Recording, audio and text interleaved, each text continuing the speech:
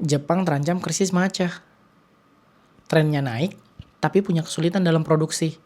Karena prosesnya yang rumit dan butuh waktu yang lama. Mari kita bahas.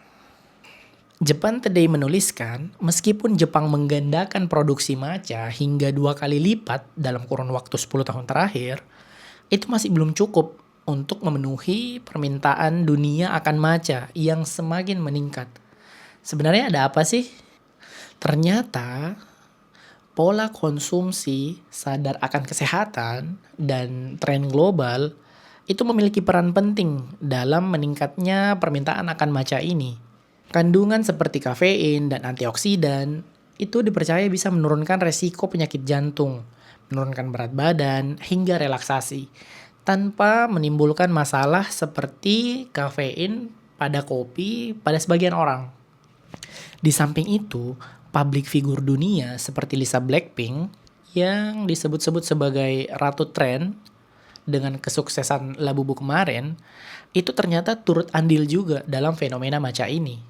Dalam ekonomi, ini ada kaitannya dengan elastisitas dan hukum permintaan, di mana selera menjadi salah satu faktor yang penting yang mempengaruhi permintaan akan barang tersebut.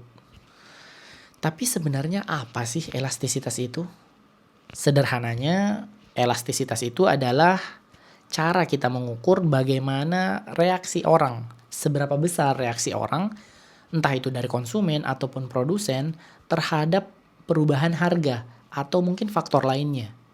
Dan kalau ditarik ke dalam case matcha ini, maka dari sisi analisis positifnya, di sisi produsen, Kementerian Pertanian, Kehutanan, dan Perikanan Jepang menyatakan bahwa produksi matcha meningkat dari 1.471 ton menjadi 4.176 ton di antara tahun 2010 hingga 2023. Itu bisa dibilang meningkat 3 kali lipat. Menurut Japan Times, setengah produksi matcha yang diproduksi di Jepang ini itu diekspor ke luar negeri. Dan dari sisi konsumen, harga matcha naik signifikan di banyak negara. Matcha latte misalnya, naik 1 hingga 2 dolar di kafe-kafe yang ada di Amerika dan Jepang. Kemudian harga bubuk matcha premium itu naik bahkan lebih dari 30% dalam setahun.